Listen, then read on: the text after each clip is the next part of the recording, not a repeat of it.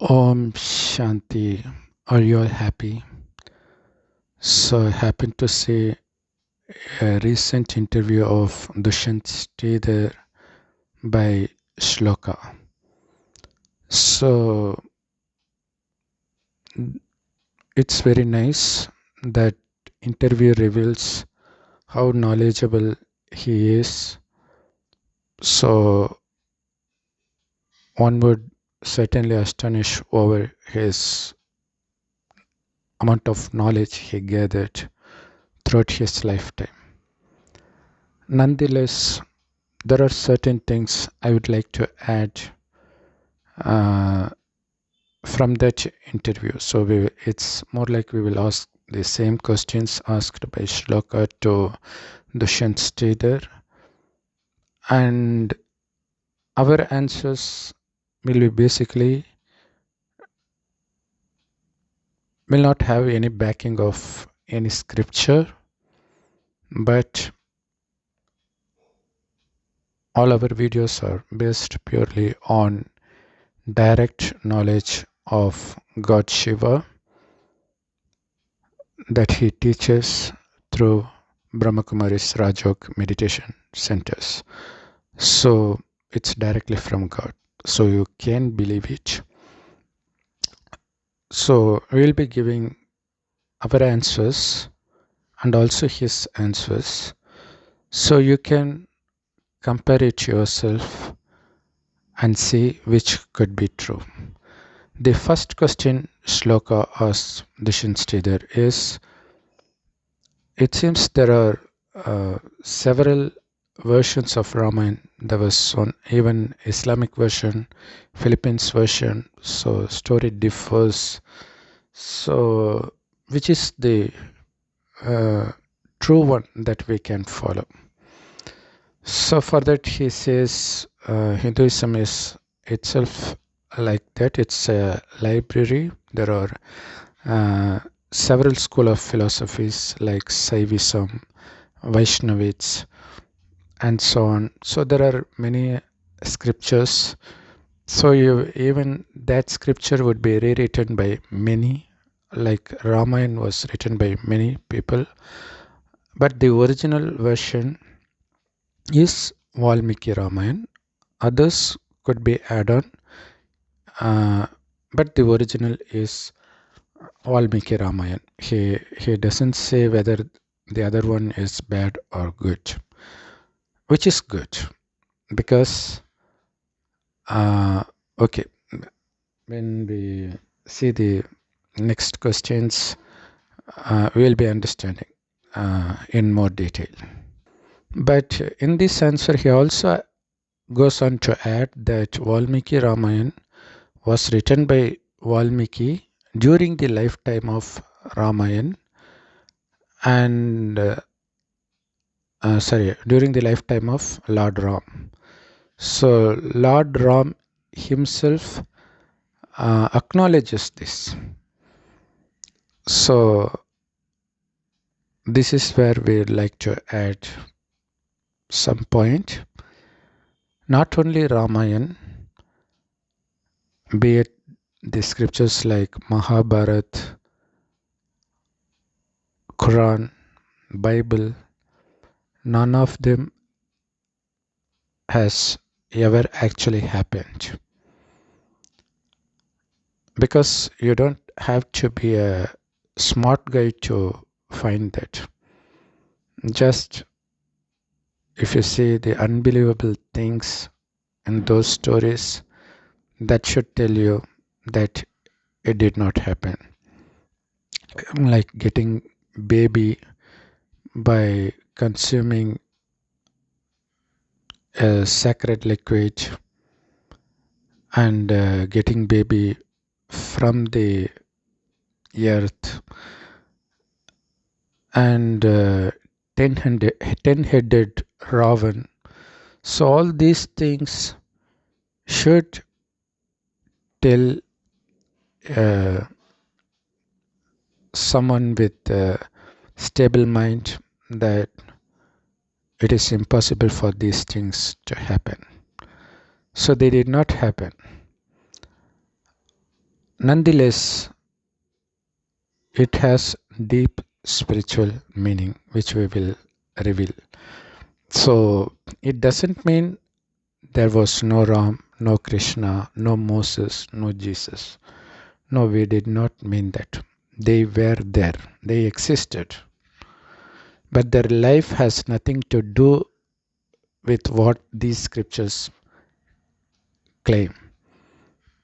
Ram did not have a struggleful life, as Ramayan said, because Ram was living in heaven.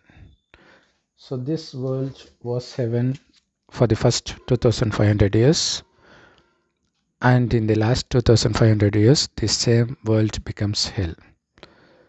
So this is the total time cycle. 5000 years is called a kalpa. But in scriptures, they have given the time for a kalpa to be thousands of years. Sorry, lakhs of years. Even for one yuga, they give lakhs of years. But that's not true. So Dushyanth in his book has mentioned Ramayan happened 7,000 years back, which contradicts with the statement of Valmiki Ramayan. That itself should say whatever was revealed in Valmiki Ramayan did not actually happen. Because there it was mentioned that it happened crores of years back.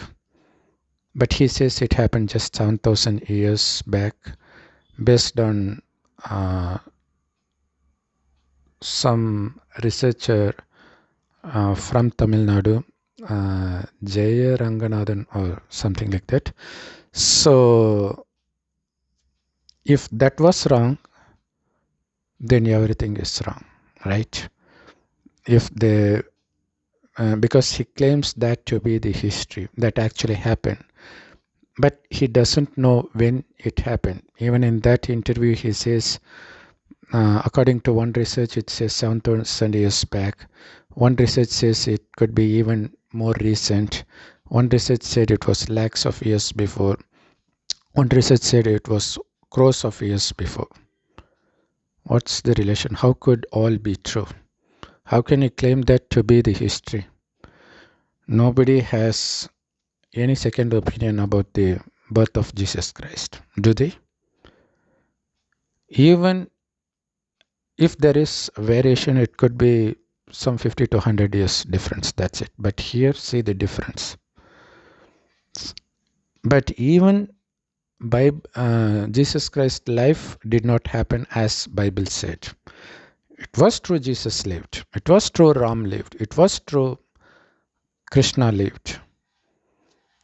But nothing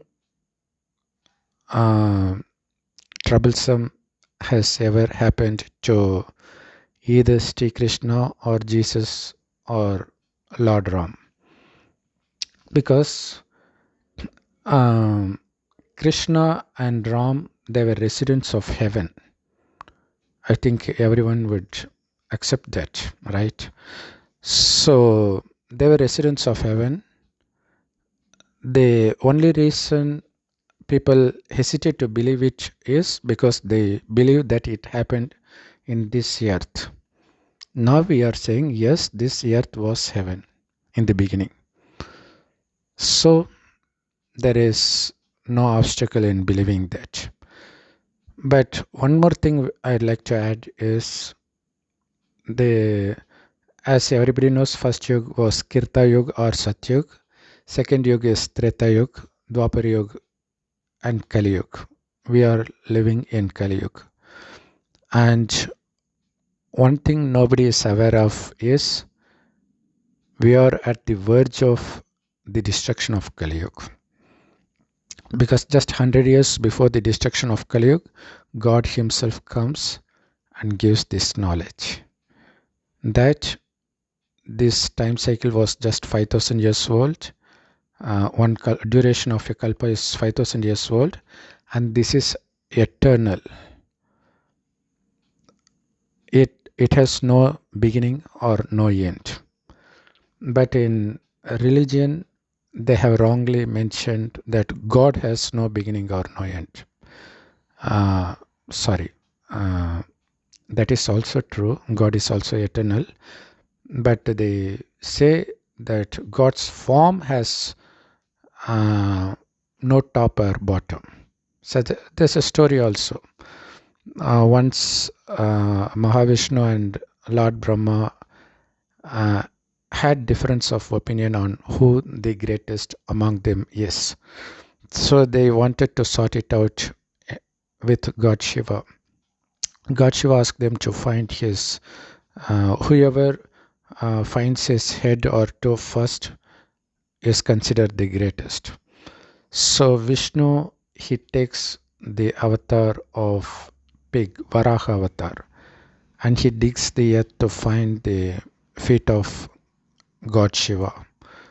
And Brahma, he takes a swan and starts flying upwards to find the head of Shiva. But nobody succeeds in that. There are many branches to this story, but what I wanted to mention is God Shiva is not like that. Only this kalpa is like that. It has no beginning or no end. Do you know how God Shiva is? If you're listening to this channel for the first time, you would be so surprised that he is so tiny that nothing in this world is as tiny as him. The same applies to we souls. We souls shines like a tiny star in between the eyebrows, whereas God resides in the golden red colored light world called Parandam or Parlok or soul world. So God, even we souls resided with God. These are the souls. This is the supreme soul, God Shiva. He is called Allah by Muslims, Heavenly Godfather by Christians. God is just one. He is also as tiny as souls. Just to differentiate that he is God, we have put it a bit larger. So that's the main reason we can't say God. Because he doesn't take birth like us. Even we can't see souls, but soul is covered by this body which we can see. For that we have to take birth to a mother's womb. God never takes birth from a mother's womb. That's the main reason nobody has ever seen God as mentioned in Quran.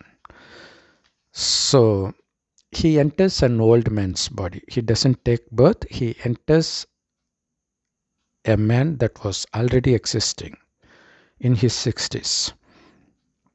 And he names that old man as Brahma, and he starts giving his teachings.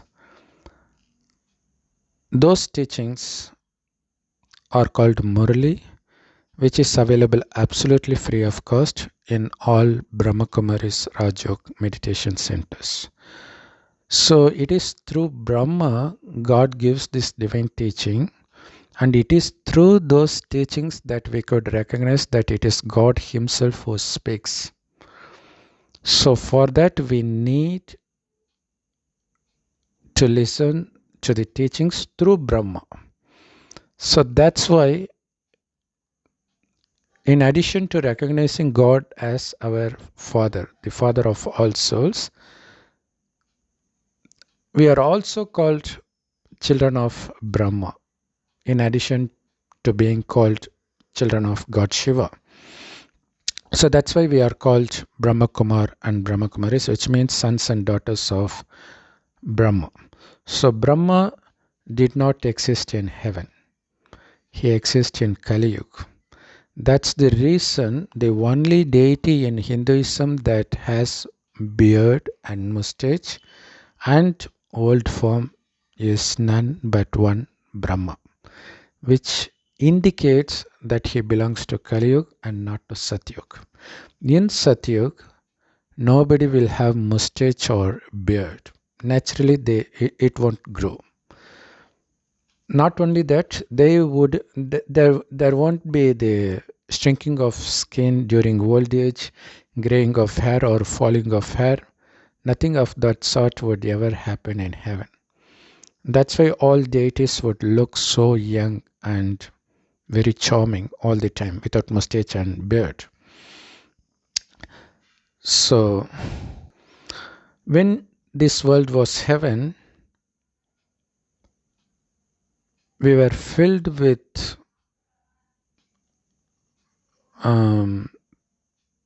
everything in abundance, be it wealth or the nature. Everything would be first class, which we call as Sato Pradhan in Hindi.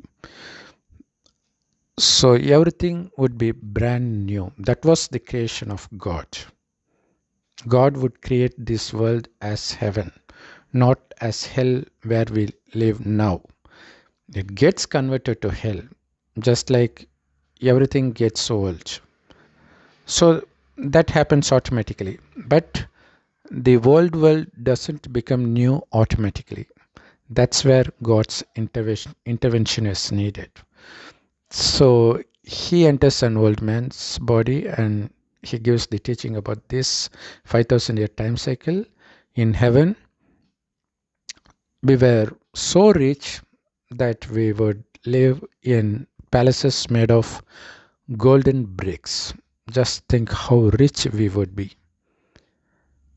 So, yes, I meant we, not deities, because we were deities in the beginning. That's what God says. It's not true, as Hinduism mentions, that we took birth as animals, as plants. No, none of that has ever happened. Human soul will take rebirth only as humans.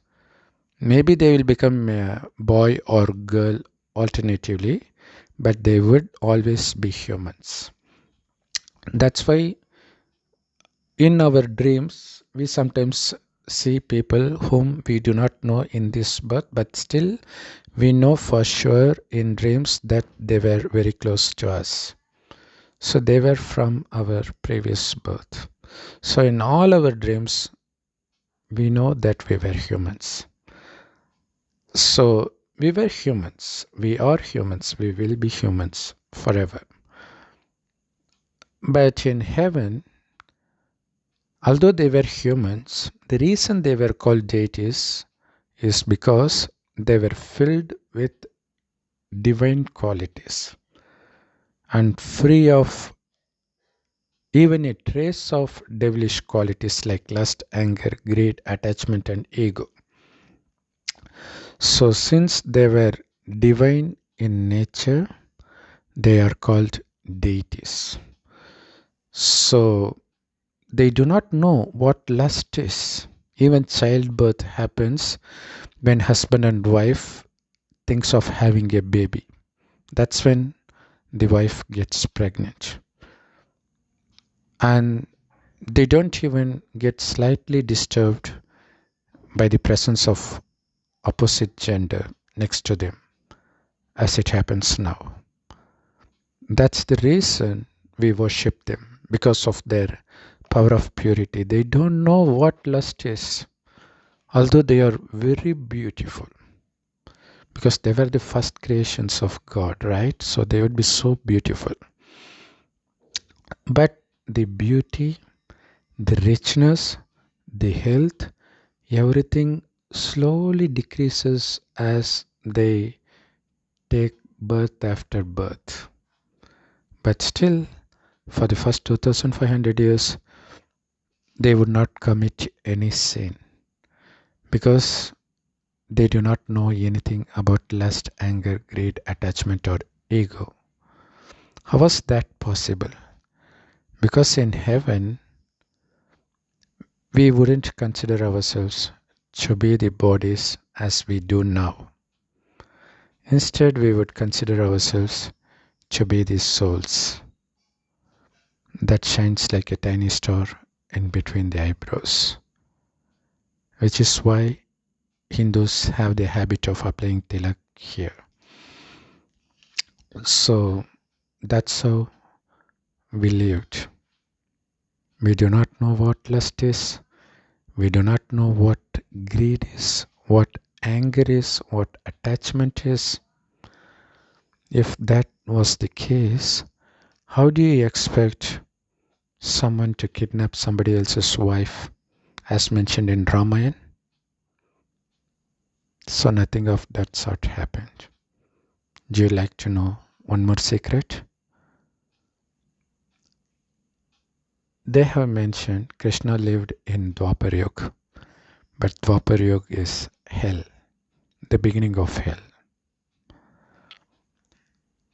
Krishna did not commit any sin to being born in hell.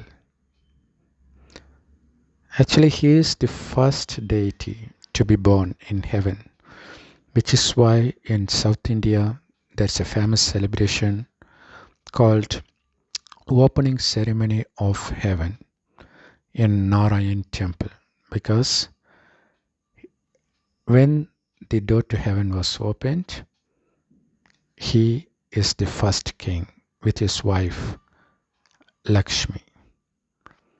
And another secret is there was no one Lakshmi Narayan as we all believe, but there were 8 Lakshmi Narayans. It's a dynasty. So the first Narayan and the male child born to him would be the next Narayan, and the male child born to him would be the third Narayan. Like that, 8 generations would rule the first yuga. And the average lifespan was 150 years. Likewise, in the next yuga, Treta Yuga, there were 12 Ram Sitas. It is the actual term for the king and queen. That's not their original name. The first Narayan, before becoming the king, his name originally was Krishna and Lakshmi was Radha. But scriptures say Krishna was the avatar of Narayan, which is not true. They say Narayan existed in Satyug. Krishna existed in Dwapar Yuga. But if you ask anything about Narayan, his birth, nobody can answer that. It was not mentioned in any scripture. They know nothing about what happened in Satyug. That's why they keep speaking about Ramayan and Dwapar, Mahabharata. So Mahabharata did not happen like that. Ramayan did not happen like that. Actually, they were living so peacefully and blissfully. Everything, they would be like a newborn baby. No matter what their age is, they would be as pure as a newborn baby. That's the reason we worship them. So that should answer the question that what should we believe in? You don't have to believe in any Ramayan. It did not happen. But it did not happen at a physical level. But it happens at a subtle level. When God comes in the last 100 years of Kali Yuga, He gives us the teaching that we were soul conscious in the beginning, where we were filled with happiness, peacefulness, and blissfulness. But slowly, when we become body conscious, that's when we become addicted to sensual pleasures, thereby addicted to 5 vices: lust, anger, greed, attachment, and ego. These 5 vices are present in each man and each woman. They are combinedly called 10-headed Ravan. So this should answer her next question about Ravan. So nobody with 10 heads ever existed. It's impossible for anybody to be like that. So the very reason they have written stories like that is to make you understand that it's not possible for that story to happen as such, but there should be something to it, which is the reason people hold those scriptures sacred, be it Bible or Quran or Ramayan or Mahabharata. We are revealing that in several of our videos in the past, and we will be revealing in the upcoming videos. And it is because we become body conscious, thereby becoming the slaves of these five vices. We start committing sins under the influence of these five vices, because of which we get punished in the form of several diseases, poverty, natural calamities, and conflict within family, outside the family, between nations, and it finally leads to the destruction of this old world. So that's going to be the Third World War. So whether that could be called a Mahabharata war, you can. But before the destruction, what happens in Mahabharata? Sri Krishna teaches Srimad Bhagavad Gita. So we are at the verge of world destruction. Putin ordered his military to put nuclear weapons on full alert. So we are at the verge of destruction. So obviously Gita Path must be happening now, right? Yes, it is happening through Brahma Kumaris. The only difference is it is God Shiva who speaks the true Gita. But in the Gita written in the path of devotion, it is wrongly mentioned that Sri Krishna told that. That can't be true, because in Gita it is mentioned that Sri Krishna said to Arjuna, renounce your body and bodily relations and surrender yourself completely to me. How do you think Krishna would have told this? Because he is the number one beautiful man in the world. So if you want to forget your body, will it help if you remember the most beautiful man or women? Moreover, the reason God gives this knowledge towards the end of Kali Yuga is to prepare us to leave this body without any pain.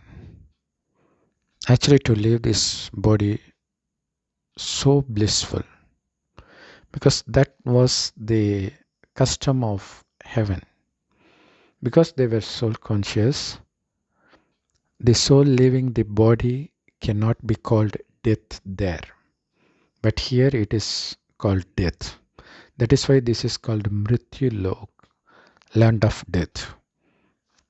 But there it is called Amar Lok, land of no death. So it's like changing the dress. They change the body just like changing the dress.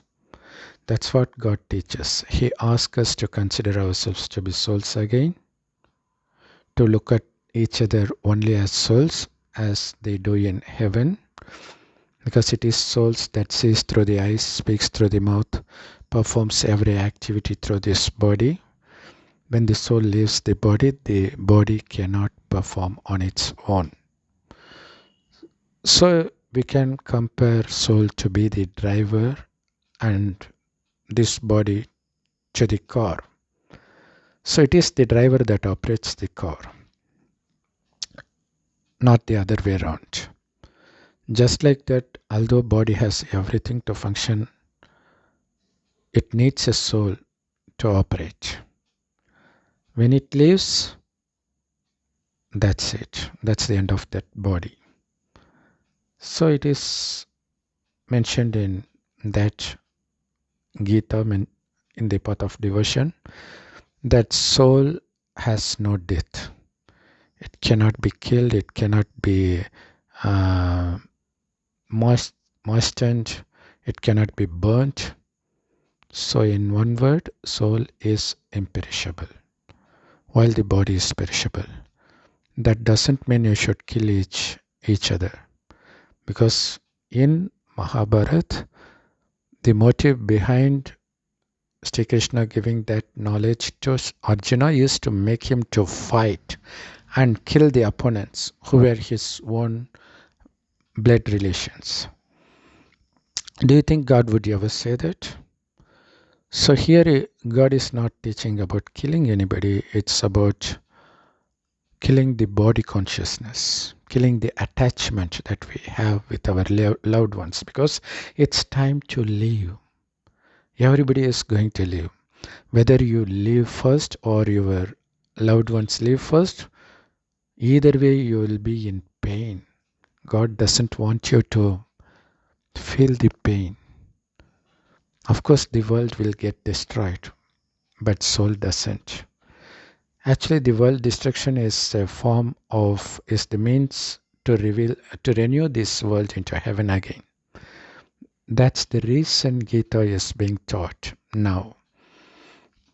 So we have to consider ourselves to be the soul, and we have to remember the Father of all souls, God Shiva, as a point of light as much as possible. The more you remember God as a point of light, the more strength of purity is filled in the soul. So you no longer depend on external things to derive pleasure or peace. So this is what actually happens. But now, for the last 2500 years, we have been slaves for Ravan. We are imprisoned by Ravan.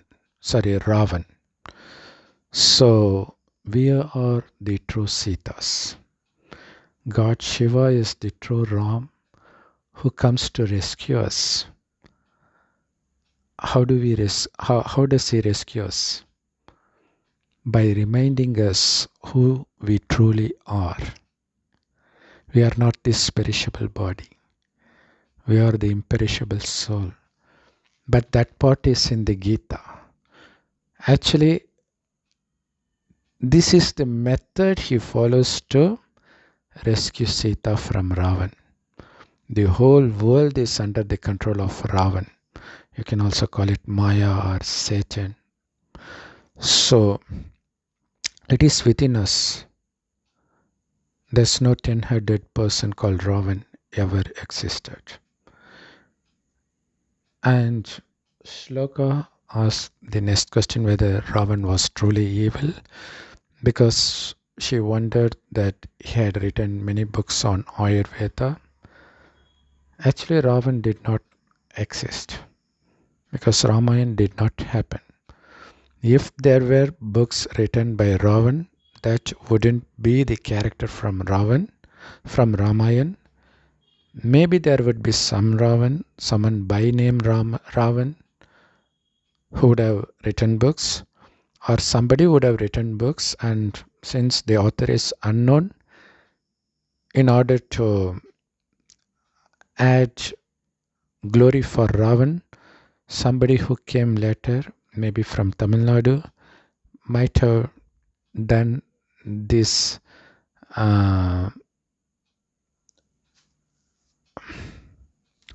misrepresentation, because they think Ravan is a Tamil guy.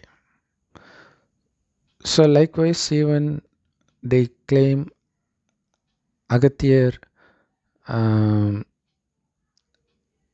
as someone who has written several Tamil scriptures, Tamil grammar. If that was true, that Agathir has nothing to do with Agastya, who is mentioned in Hindu religious scriptures, because that's an imaginary character.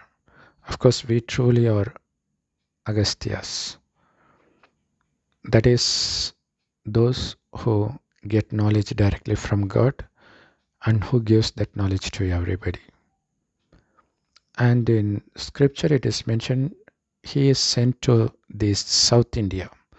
So maybe those who give this knowledge to South Indian people, they were called Agasthyas. And what does God teach? He asks us to consider ourselves to be the soul and to remember God as a point of light as much as possible. And why? By remembering God, we become pure. We will no longer be attracted to the external things. Our focus will be within us, the soul. Thereby we will start experiencing pleasure from within. Because the true nature of soul itself is blissfulness and peacefulness. That's why everybody in heaven, they had no idea what lust, anger, greed, attachment or ego is. When you were so content with yourself, you will not have any negative or waste thoughts. It is when you are depressed that you will have so many negative thoughts. Nobody was depressed in heaven. Only now people are depressed. So in order to rescue them, God gives these invaluable jewels of knowledge to everybody through an old man's body called Brahma. This Brahma was mentioned as Adam in Bible and Quran because he was considered to be the first creation, first man. Brahma is the first creation of God because it is through his body God gives this teaching. So not only Brahma, everybody who listens to this knowledge becomes Brahma Kumars and Kumaris. Even if they don't listen to this knowledge, they are still Brahma Kumars and Brahma Kumaris, but they are just not aware of it. So we are making them aware of it. That's it. Because for everybody, Brahma is the first father, right? So Ramayan is all about Ramayan or Mahabharata or Bible or Quran. Every single story of that happens within ourselves. It is our fight with these five vices that is in our mind. Because our mind and intellect is within the soul and not in the brain as believed by science. So this sister Shloka asks whether Ravan was good or bad. For that, Dushyanth says that nobody is evil or good. Everybody is good. You are not supposed to hate anybody because God is within everybody, which is not true, which is actually defamation of God. Because if you consider God to be in everyone, which is not possible, it implies that you don't know anything about God. Even in Quran it is mentioned there is no direction where no Allah is. So it comes from Hinduism, from Gita. So in Gita it is mentioned, I'm here, I'm here, I'm here. So they think he is omnipresent, which is not true. God says, if I'm everywhere, do you think world would be so deadly to live? Won't it be heaven? So it's not true. Just because they do not know anything about God, they come up with this imaginary claiming about God. But that's not true. The reason we call it a defamation is because if you believe that God is within you, you know by intuition that whatever you do is the will of God, be it rape or murder or whatever it is. So that's not the case in Christianity. At least we should appreciate that part of Christianity. They always say God that dwells in the supreme abode. So परलोक में रहने वाला बाप, that's how they address God. Later they confuse God with Jesus Christ. That's another matter. So God, as Bible mentions, he resides here. This is called Parlok or Parandam. This is where God resides all the time. Only in the last 100 years God comes to give this knowledge, not to perform any miracle. Of course, that's the miracle, because converting hell into heaven is the biggest miracle. Converting the humans that's drenched in the sewage of lust, anger, greed, attachment, and ego into a deity who is filled with love, purity, and blissfulness and peacefulness. It's a true miracle that nobody can ever do. No scriptures can do. Ramayan have been existing for thousands of years. So is Mahabharata. So is Bible. See the condition of the world. The world would be a better place if that were the actual teachings of God. It was not, but nonetheless it had some spiritual implications which we would be revealing, which we are revealing now. So he says Ravan was born to Brahmana and Asura. My father is a Brahmin and mother is a devil. So this happens with many Asuras, which should indicate that it couldn't happen like that, right? So it actually means we were devils. If you have devilish quality, you are devil. We are devils till we get this knowledge. Now we are slowly becoming Brahmin. Brahmin means a Brahmakumar or Brahmakumari. Those who take birth from Brahma's mouth is called Brahmin as per Upanishad. So it has no relation to the caste Brahmin. So it's the Brahmin Varna. So that happens here. Brahmins are the direct creation of God, which is they are supposed to be the highest, actually higher than the deities themselves, because it is through the effort that we make in the last 100 years that we are able to enter heaven, because God teaches us to become soul conscious and to imbibe divine qualities that we originally possessed in the beginning through his teachings called Murli. So Raman did not exist as such, but this imaginary character was born to a Brahmin and a devil. So we were devil, now we are becoming Brahmin, so we have to fight the devilish qualities in us in order for us to become a full Brahmin. So when you become 100% pure Brahmin, that's when you are transferred to heaven. So that's when the world gets destroyed as well. And the reason Ravan was shown as an intense Shiva devotee is because it is only in hell Ravan comes. That is, these five vices emerge within us. So we start committing sins. As a result, we suffer the consequence in the form of punishment. Only then we automatically, intuitively remember God.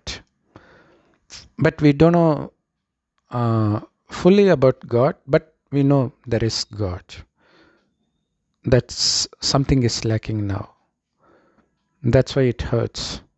So they start their search for God by building temples, by writing scriptures, by doing all things, rites and rituals of the path of devotion in Bhakti Marg. So that's when religions come to being. In heaven, there are absolutely no religions, no worship, because those who we worship, they were in the living form as deities. And they were so happy that there is no need for them even to think about God. It is only when there is something that causes us sorrow that we remember God. So in hell, along with Ravan comes the path of devotion. Or you can say Ravan brings Bhakti Marg. That's why he is shown as Bhaktiman, an intense devotee of God Shiva. So I should ask the question Shloka asked at the end uh, to make this video make sense, which is what do we learn from Ramayan? Why should we learn Ramayan? So he says that whenever someone undergoes some sorrowful situation, one should read Ramayan so that he or she can understand that he is not the only one who is undergoing this sorrow. This happened in the past. So it's like consoling themselves by saying that compared to his life, my life is better. So that's the reason he gives. So this is very nice because he has written his own version of Ramayan, but still the only reason he can come up as a reason to study Ramayan is just to feel better by comparing our life with Sri Ram's or Sita Devi's life. You know the main difference between the biblical stories and Ramayana and Mahabharata? In every biblical story of the Old Testament, you would always see a good guy. He is loved by God because he follows all the orders of God. And finally, he would deviate from God's path and becomes a villain. So either repents for it later or he would be punished.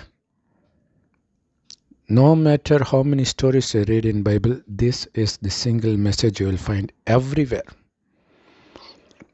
But in the style how they narrated Rama and Mahabharata is different. But it's the same story, narrated differently. How?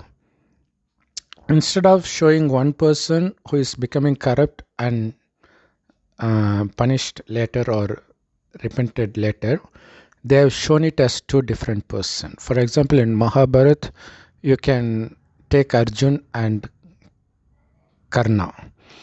So it looks they are different, but they are brothers. But what if someone deviates from God's path? What if someone takes the company of someone who is bad like Duryodhan? How his life would be instead of holding on to God's hand. That's Karan. But if he holds on to God's hand, that's Arjun. So even before becoming Arjun, that is before taking this knowledge, because we are Arjuns. Before taking this knowledge, we are all like Kauravas. So we were devils. So now after taking this knowledge, we are slowly killing the Karan inside us. So we can take it this way, or even after belonging to God, if you have some wrong company like Karan does, then how he gradually degrades his character. That's the underlying message of Mahabharata. No matter how many Upanyas you listen, you will never find this statement. Mainly because they are not aware of God's knowledge given through Brahma Kumaris. So they come up with speeches of hours, but they are just futile. It has no meaning to it. Likewise, here in Ramayan, actually what happens, this Ravan? Because I already mentioned what his answer was to Shloka's question. What's the takeaway from Ramayan? He said just to feel better. So that's what anyone who reads scriptures would finally come up with.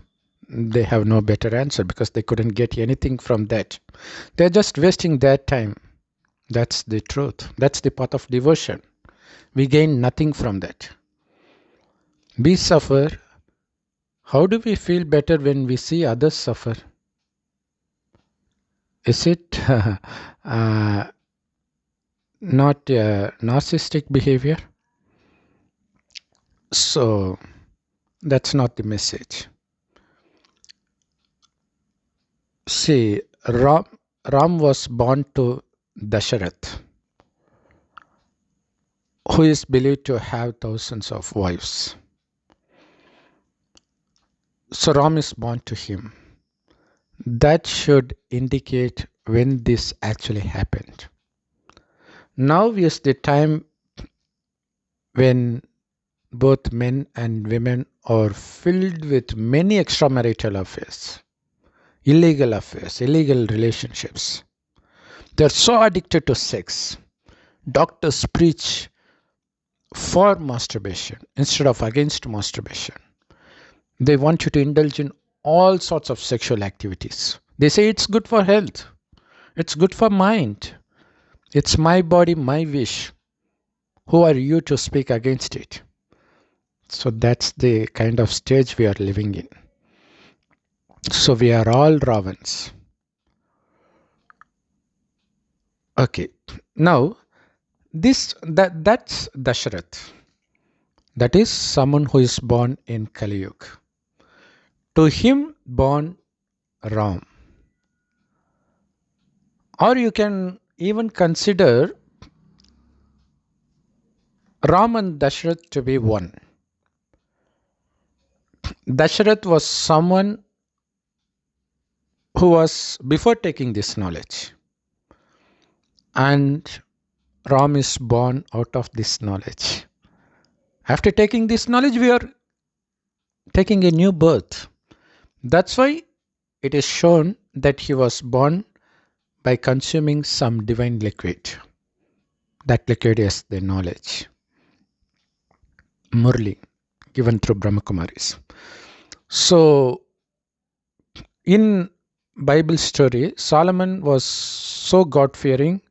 He was the one who was believed to build the first temple for God. But that actually happened in India, because throughout the world, the first temple ever built for God was Somanath temple, built to Shiva by King Vikramaditya. So what happened in India was mentioned in Bible as if it happened somewhere else. To steal the innumerable wealth that decorates the idols of Somnath temple, Muhammad Ghazni invaded India 17 times just to steal the wealth. Okay, back to Solomon again based on that Bible story. So Solomon was so God-fearing, but slowly he falls in love with many girls. Whoever he sees, he gets married to them. That's why he is punished later. So that doesn't happen in one birth. Not that God-fearing man will become like that in one birth. Well, it is possible now, but not before, during the time of Vikramaditya. So that's the actual story of the soul, not the Jivatma. It's the story of Atma. What's the difference? When Atma is in the body, it is called Jivatma. So without the body, it's called soul or Atma. So it is the journey of the soul. In heaven, it was deity. After taking several rebirths, it becomes humans. And finally, we reach here. So Solomon is not the story of one person, but one soul. In the beginning, it was God-fearing. Slowly, after taking several rebirths, especially towards the end, it indulges in sex to the extent that it forgets everything about God. Just like that was Dashrath, especially when it comes to lust. Okay, now he becomes Ram, or you can take Ram as a newborn child. Okay, so he is uh, reading in Gurukul,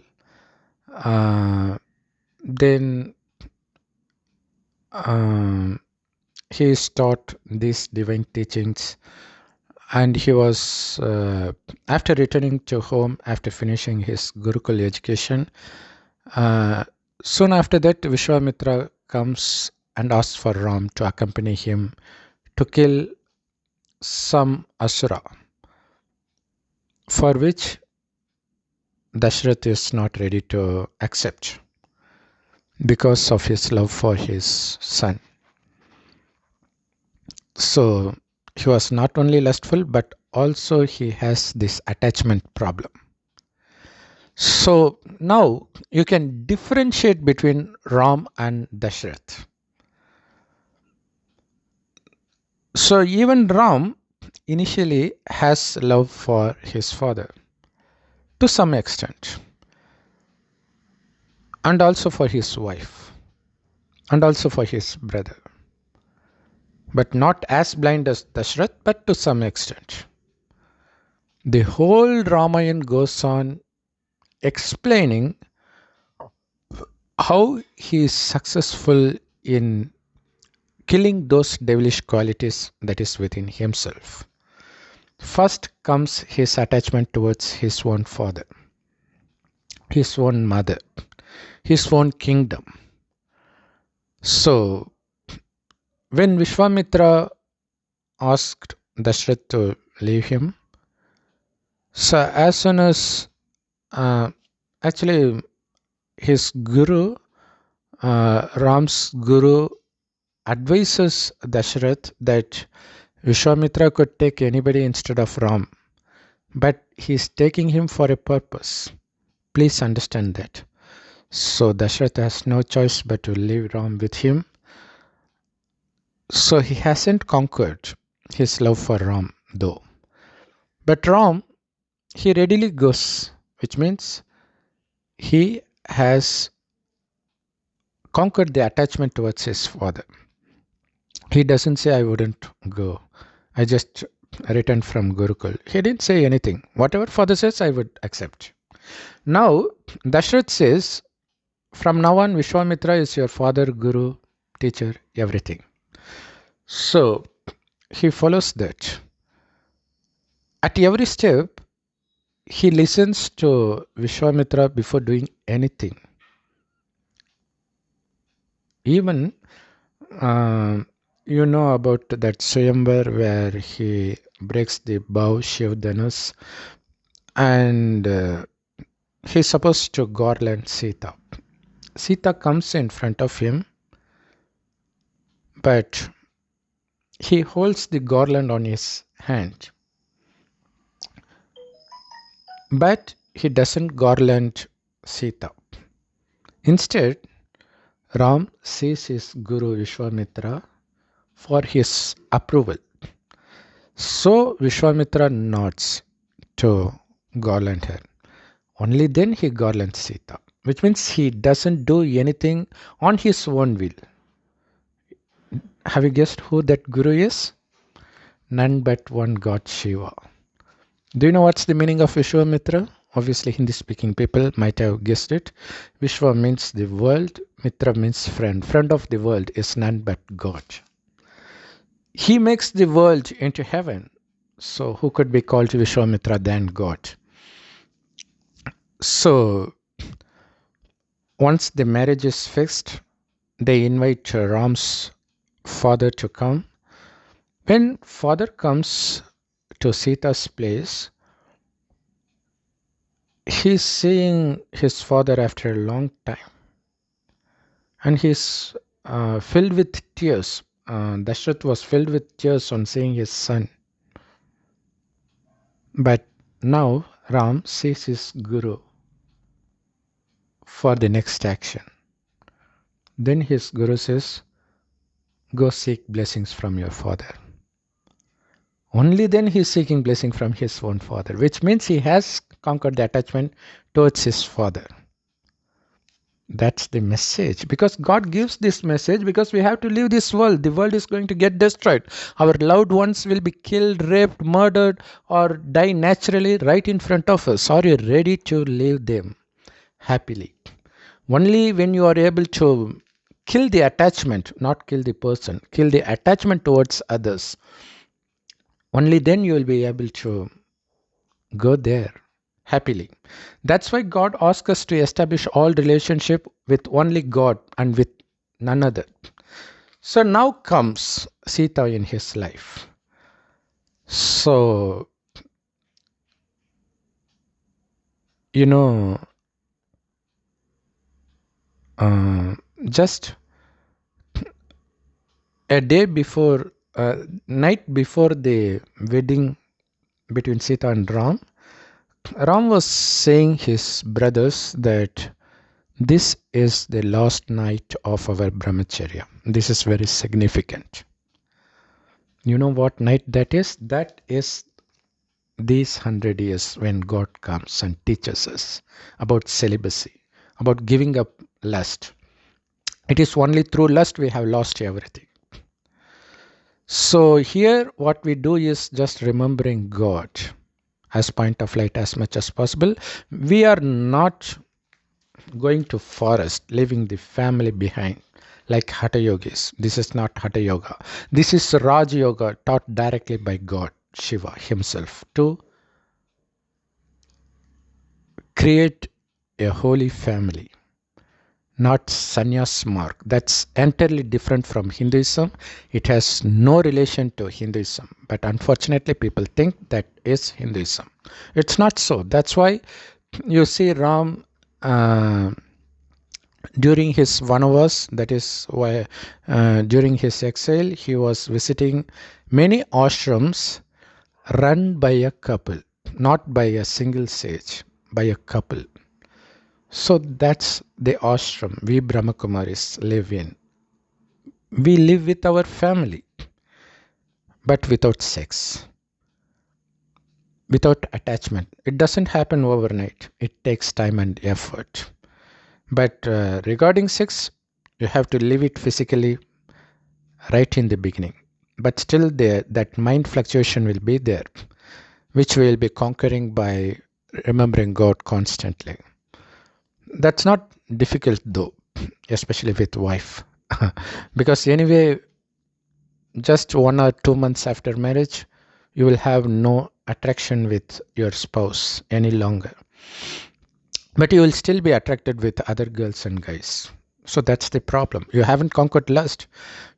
You just don't feel attracted to your wife. That's the power of Maya or Ravan. So that's the reason people, no matter how beautiful girl they were married to, they are still in extramarital affairs.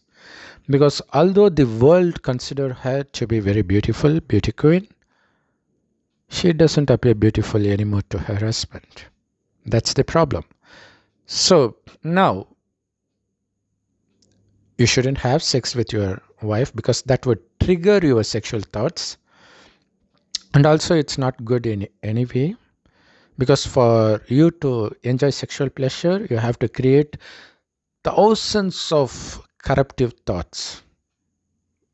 So naturally, after that, when you look at any women, obviously you will have that sexual thoughts. Unless you stop having sex with your wife, it's highly impossible for you not to have sexual thoughts when you see other women. And now we are all addicted. So only at this time God comes to save us from this lust.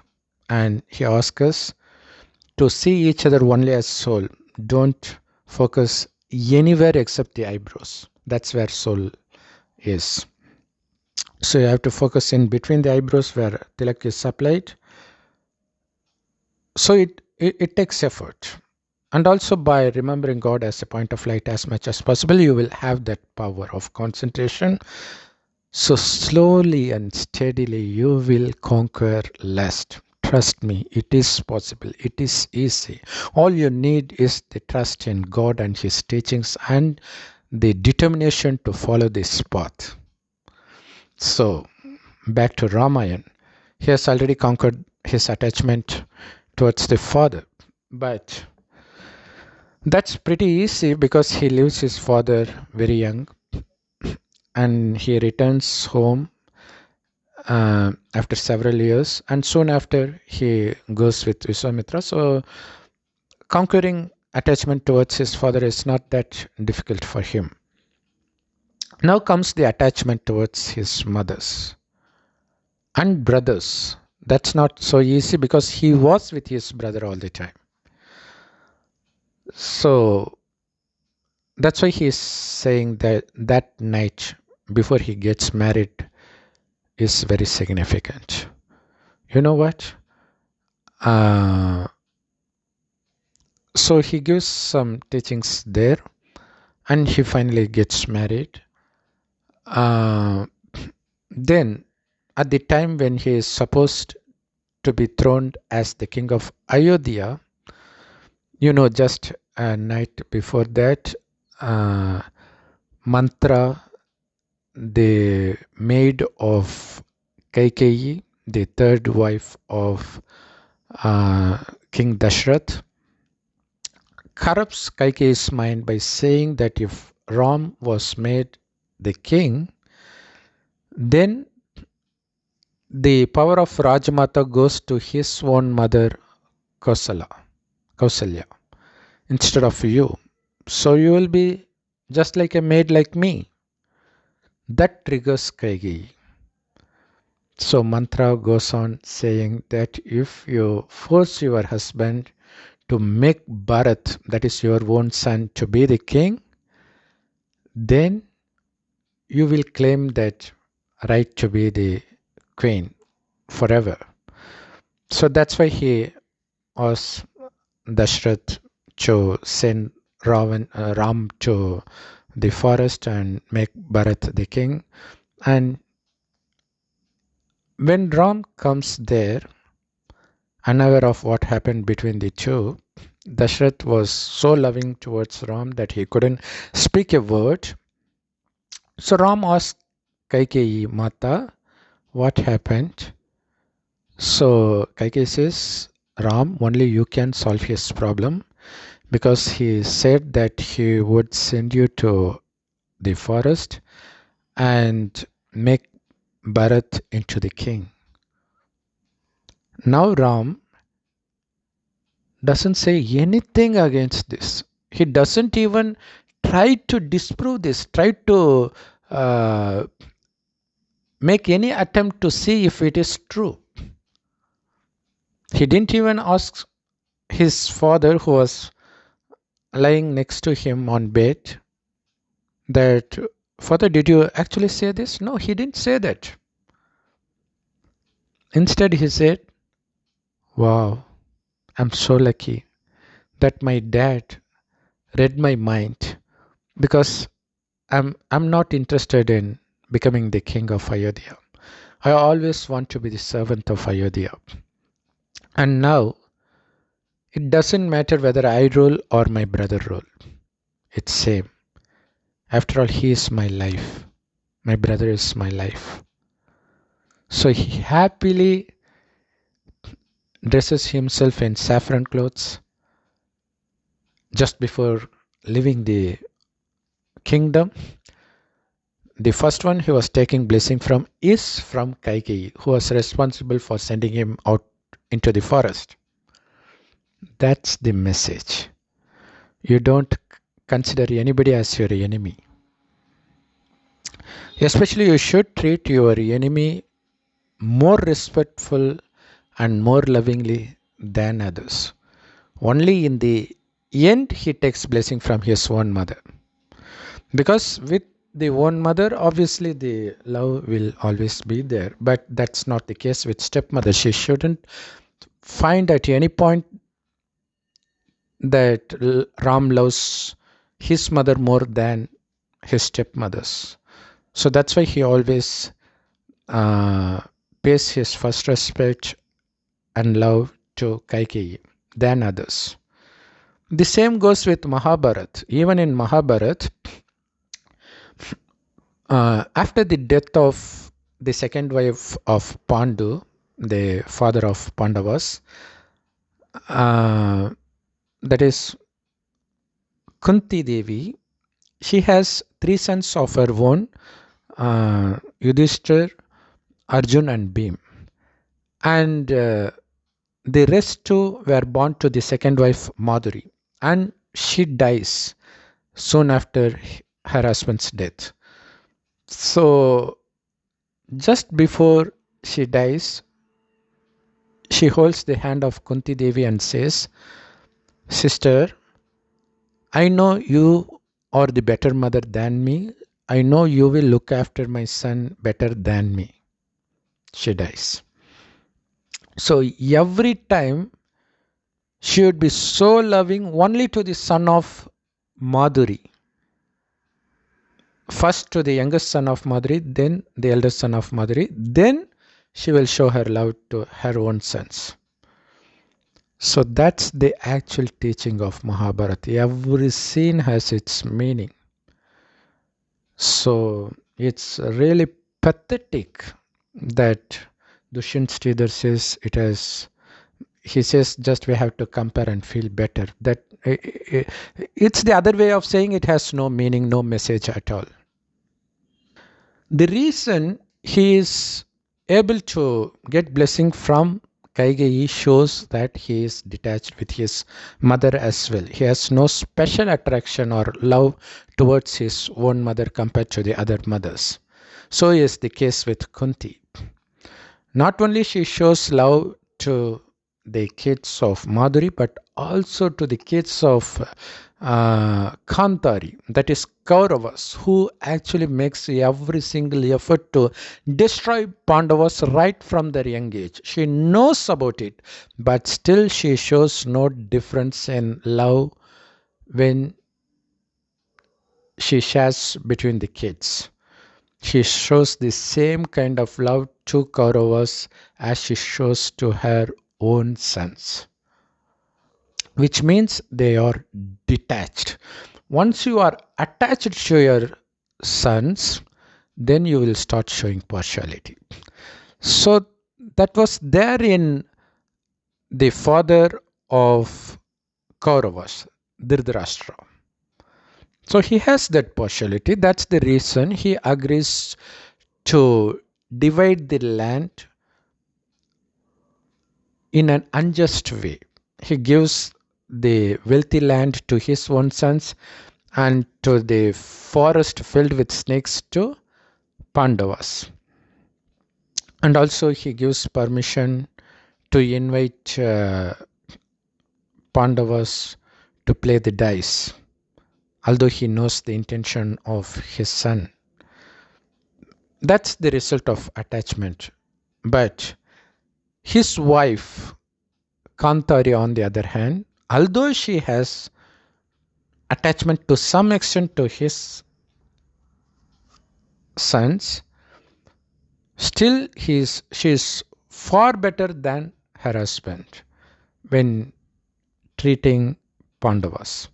So they show the difference. What happens when you are fully attached, when you are partly attached, when you are fully detached.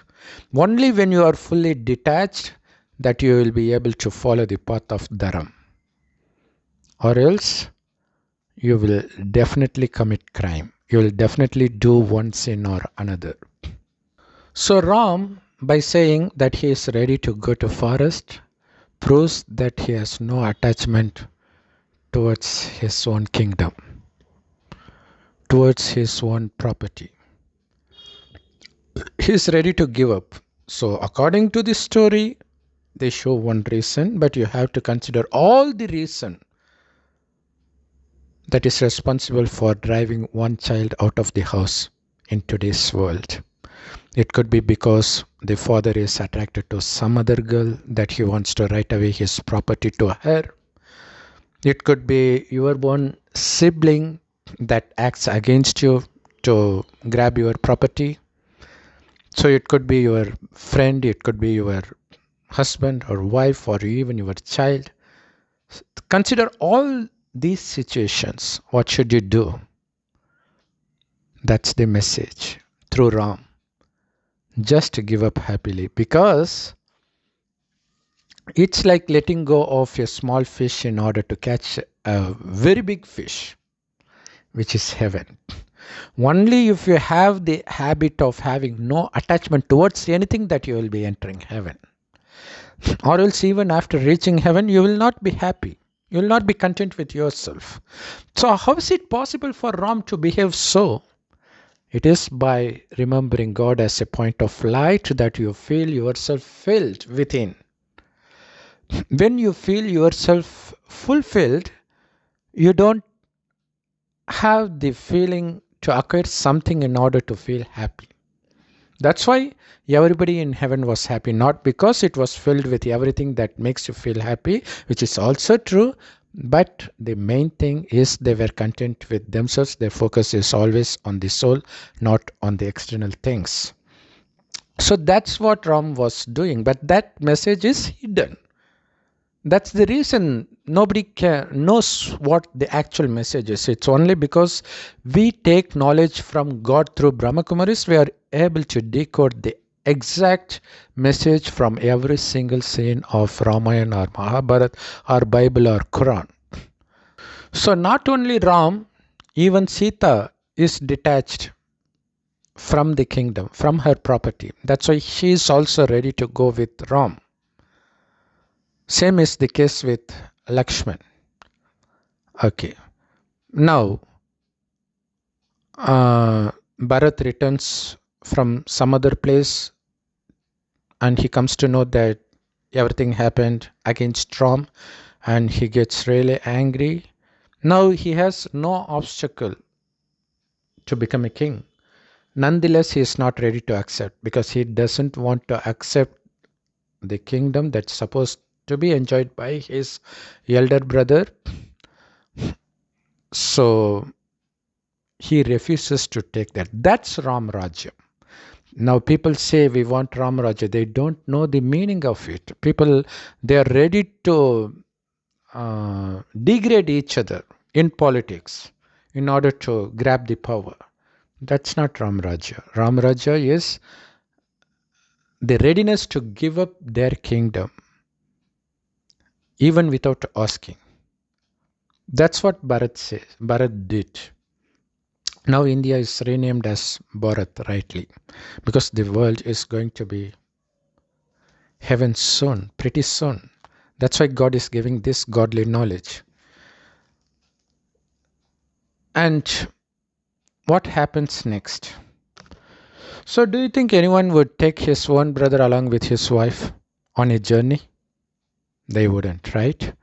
So here, God's teaching is to consider each other as soul, because every soul is the son of God Shiva, not daughter, because male and female is only for the body, not for the soul.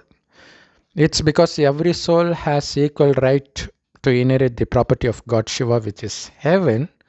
We are called the sons, because in older days only sons inherit the parents' property. So it's our aim to consider each other to be brothers by considering each other as souls. So there is no other relationship, no father, no mother, no wife, no husband, no kid. Everybody is a brother to me. And also that love is the soul conscious love, not the bodily conscious love. So what is soul conscious love? We need to help each other in the upliftment of the soul by helping it becoming pure, thereby reach heaven and enjoy the richness of heaven for the next 2500 years. How do you do that? By giving this knowledge, by helping them to become pure when it comes to your spouse. So now he has detached himself from the kingdom. From his fatherly attachment, now comes his attachment with his wife. So Ravan kidnaps Sita. We think Ravan is someone outside who kidnaps Sita. The actual fact is the lust Ram has over his wife is called Ravan. So he fights that. It kidnaps means we belong to Ravan back again, because we have been in the kingdom of Ravan for the past 2500 years. So God rescues us. He wants us to live like a sage while living in the family. While you have everything, you should be detached like King Janak. But lust is not easy to conquer, right? So he falls into lust, which is shown as Ravan kidnapping Sita. So this is not violence. If you take the meaning as such, if you believe that it actually happened, then it is nothing but violence. Do you think one who is ready to leave his kingdom would be ready to kill Ravan? Because if he has that anger, the first person he would kill would be Kaikeyi or Mantra, not Ravan. So here the fight is with lust. So that's why Ravan was shown as the embodiment of lust, by showing him as his attempt to kidnap Vedavati and many girls in his past. So that is the lust. So he has to kill that lust. He has to kill that lust. So Ram and Sita has to fight on their own to kill that lust. So not only Sita, even Ram is in the prison of Ravan. Everybody is in the prison of Ravan. So everybody has to rescue. So when they show Sita to be kidnapped by Ravan, it actually implies both Ram and Sita were kidnapped by Ravan. Because you see, not only Sita was hypnotized by the beauty of that golden deer, who was actually Maricha, but also Ram was hypnotized by that beauty. Not only Sita wanted to get that deer, even Ram wanted to get that deer. Only Lakshman says, no, no, no, it couldn't be deer. So you should understand that. So both were kidnapped by Ravan, that is by lust.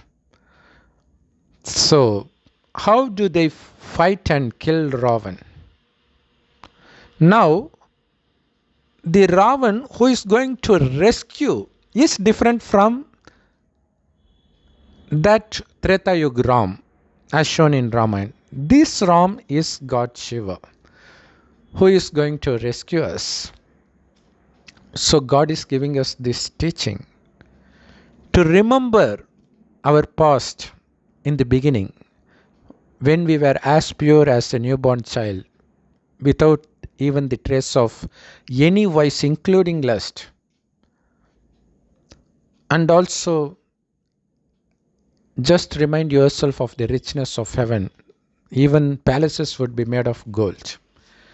And the jewels will be there everywhere in the palace, and you would be having thousands of servants. But even you wouldn't be in the palace, you would be roaming around enjoying heaven. But those thousands of servants, none of them would ever even have the slightest thought of taking that jewel. They were that pure. So God says that. But now think about the condition, the present condition. They were so beautiful. Not only Ram, nobody would be having multiple wives. Everybody will be having only one wife. Actually, Sri Krishna was more pure than Ram. That's the reason we find Krishna temple more than Ram's temple. Because Ram come in the second yuga. Krishna comes in the first yuga. The reason Ram was given bow and arrow is because he's the one who takes this knowledge and fights with these vices and dies while fighting. But Krishna is the one who conquered the vice before leaving the body. That's why Krishna was shown with flute. He was just enjoying dancing. On the other hand, Ram was fighting all over his life with the voice, not with humans. So you should be able to conquer it right in the beginning or as soon as it is possible. Only then you would be able to come in the first yoga and enjoy heaven for a long period of time. So that's the reason at one point I think Ravan's brother or son, he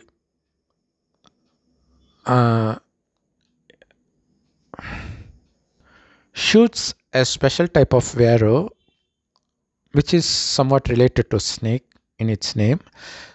So when it hits Ram, he and Lakshman was bound by a snake. Do you know what that means? Actually, Lakshman and Sita was not different. His aim is to make his wife into a brother, that is soul conscious brother.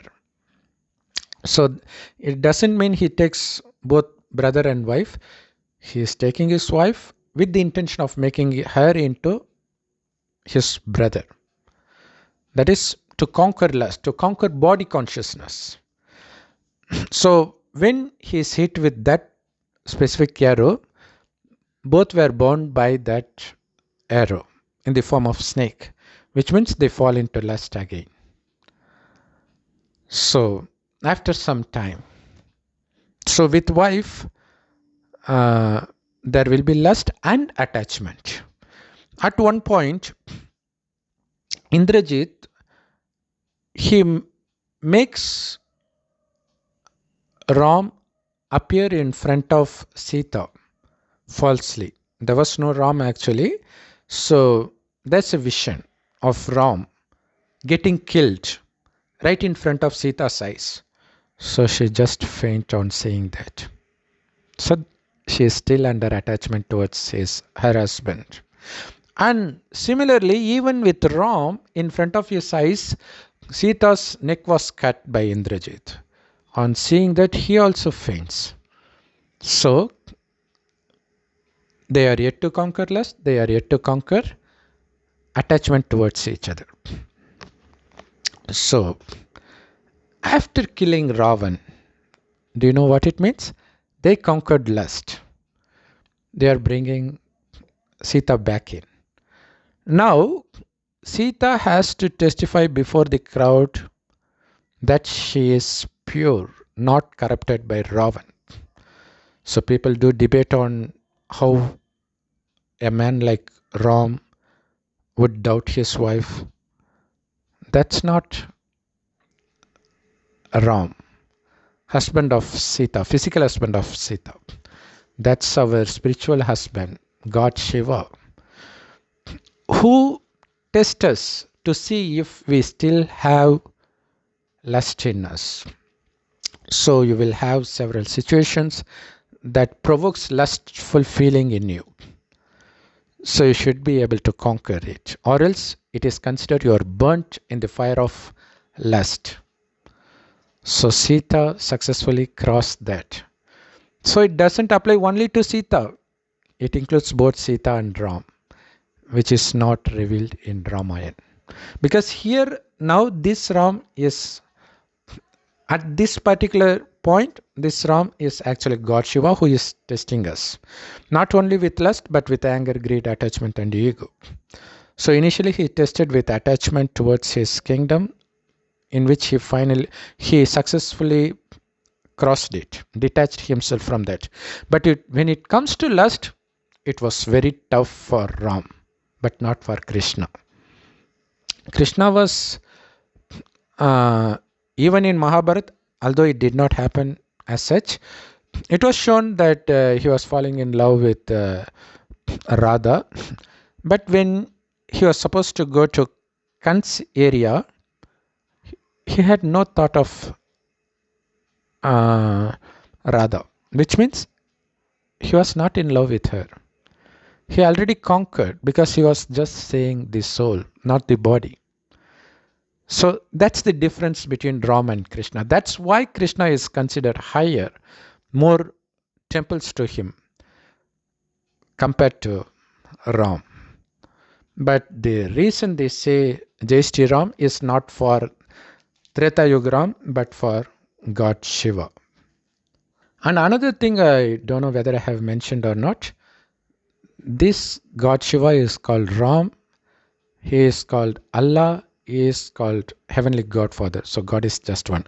But you also have to remember there were 12 Rams and Sitas in Treta Yuga. But that is different.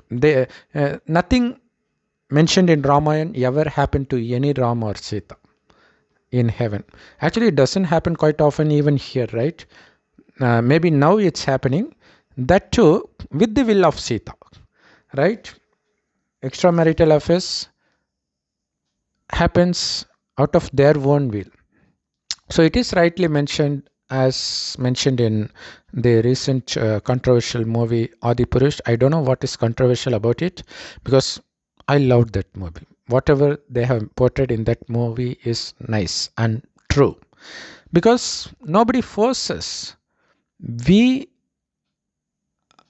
lovingly fall into Ravan's hand. That's why it is shown Sita is actually following Ravan. He doesn't take her by arms. So that's true. Okay, now both have conquered lust. What then remains? Attachment will still be there. Now, the people bad mouth about Sita, so he sends her back to forest, which says he is not attached. See, the Ram who was fighting to get Sita back is now ready to give up Sita. How's that possible? So he is not leaving his wife out, but she is with him as a brother. He no longer has sexual attraction with her, but still the attachment is still there. So now he has successfully converted his wife into his brother Lakshman. This attachment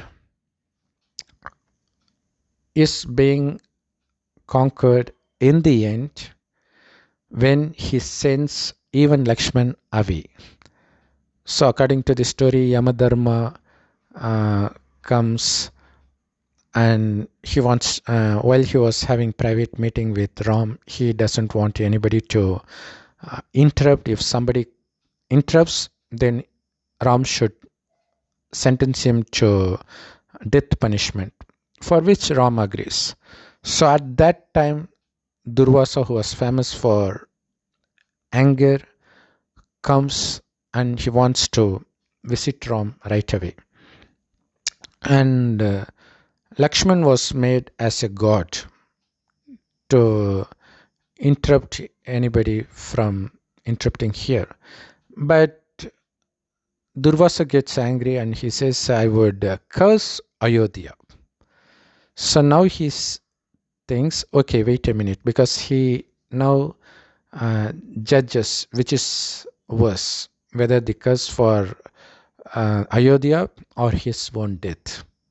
So he is ready to sacrifice his life. So he goes in between the meeting, and Ram shockingly says, why did you come, Lakshman? He says that Durvasa wants to meet you. And he said, I'm ready to sacrifice my life. Now they were having the conversation on what to do. And Hanuman says, as per scripture, killing a knowledgeful person is equal to sending him away. So why can't we send him away? So he sends him away. doesn't mean he is sending his brother away. It just means he has conquered attachment. So what happens after that? He goes to Sarayu river, he attains mukti or moksha, whatever. What is that actually? They showed it in the end, but it is through that. They have shown the river like Ganges or Sarayu or Yamuna to be holy rivers where one can wash away the sin. But if your sin is so easy to be washed away by water, then anybody who takes bath would have washed away their sins. But that's not the case, because if your sin was washed, you wouldn't have a trace of any vice in you. So that shows bathing in Ganges or Sarayu will not deprive you of your sin. So actually, all rivers emerge from ocean. So cloud takes water away from the ocean and it rains, and the rain forms a river. It flows back to ocean. That's another case. But all rivers emerge from ocean. So here, the ocean of knowledge is God. And we get the knowledge like a cloud from God and pouring the rain on others. And we can be called the cloud of knowledge or the rivers of knowledge. So it is by immersing yourself in the knowledge given by God that you become pure. What is the essence of this knowledge? Consider yourself to be the soul and remember God as a point of light as much as possible. That's the knowledge. It is only by connecting your mind with God, which is called yoga, one becomes pure. When you become pure before leaving this body, then you will be taking birth in heaven. Obviously, you will have to get rid of this body and go back to your home called Parandam. From there, you will be descending to heaven if you are eligible to enter heaven. If you have made yourself eligible in your past birth, which is now, only then you will be able to take birth in the beginning. If you are 100% pure. If you are just 90% pure, then you will have to wait a little longer before you take birth in heaven, which is a loss. That time period when you were not there was lost for you, because the new world is not going to stay the same, right? It will slowly become old. The amount of happiness, health, wealth, everything will slowly decrease. Although there won't be any sorrow or pain in heaven for the first 2500 years, the amount of happiness will reduce gradually. So one should be able to take birth in the beginning. So that is the message of Ramayan, my friends. So it is nice that Dushyanth Sridhar said that he doesn't know the message. Although he didn't say it literally, what he said actually means that. So he is considered one of the greatest religious scholar. So whatever he knows, only that much everybody else knows. Because they are not the ocean of knowledge like God. It is only when you take knowledge from God, especially if Dushyanth Sridhar, if he is lucky enough to let go of his ego and go to Brahma Kumaris and take that knowledge and attend that knowledge regularly, or he knows Tamil, which is also my mother tongue. So if he visits Murli from our channel, which you can easily find it by typing BK Saranakumar Murli, then he'll be able to understand it and he'll be able to come up with many more secrets from Ramayana and Mahabharata. Instead of saying that he was saying he has come up with 18 secrets, one of which is if you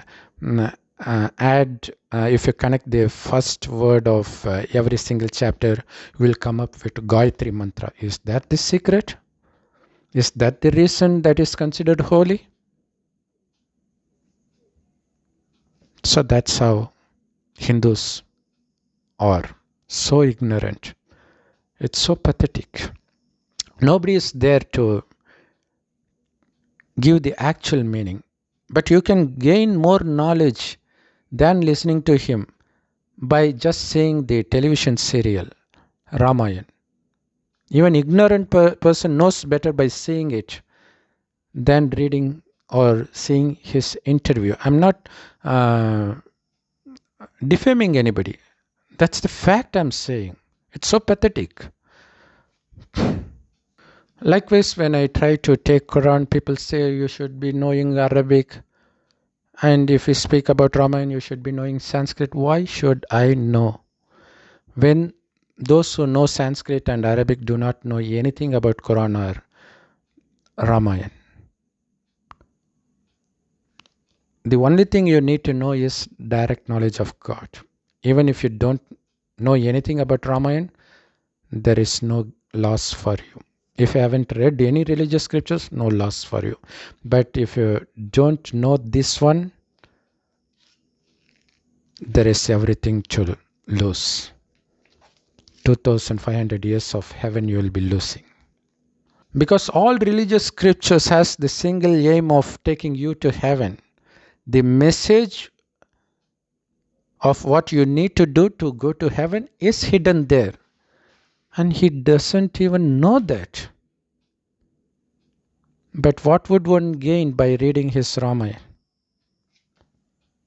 And also Shloka asks, if Ravan is bad, why is there a temple? Then he says even terrorists have their own fan base.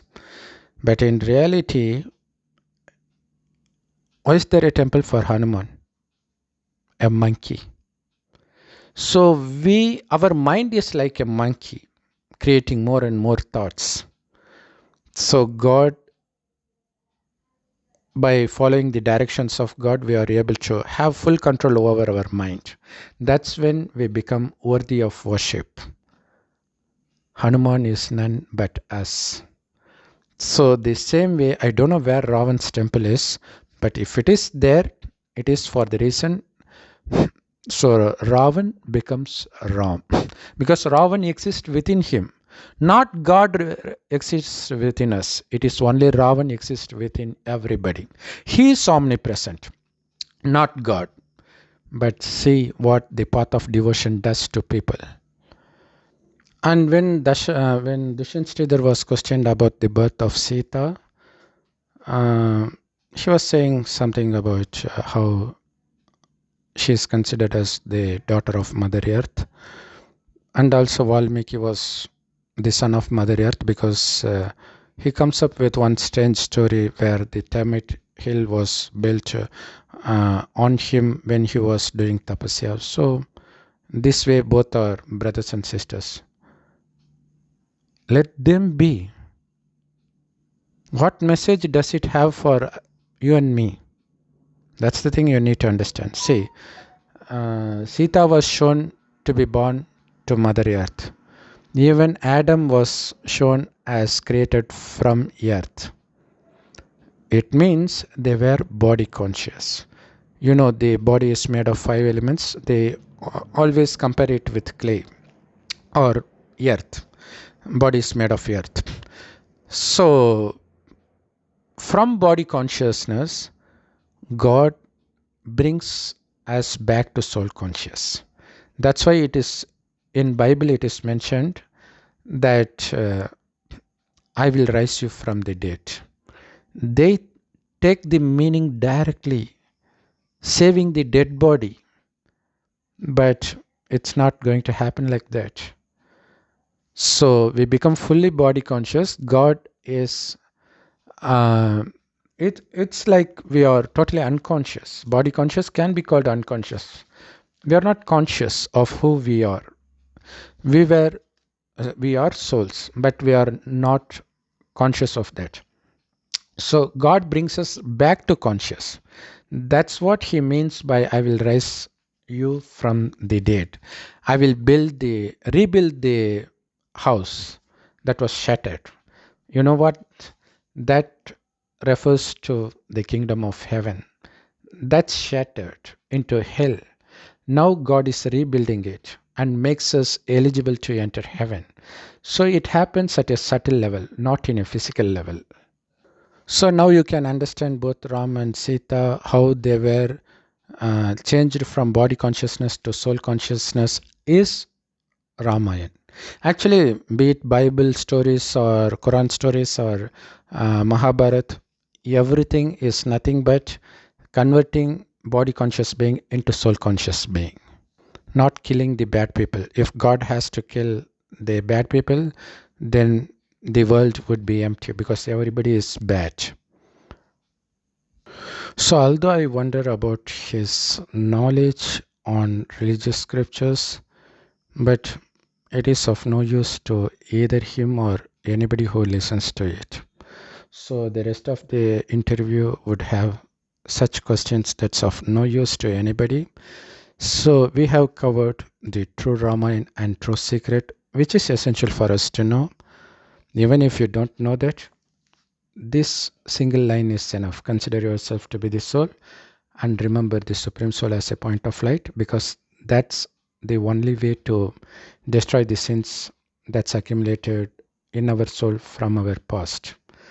So once you become pure, you will be able to get everything you have lost over the period of last 5000 years and become the king or queen of heaven again. Om Shanti. Thanks for watching. Please leave your comments and subscribe if you are the new visitor to this channel. Om Shanti.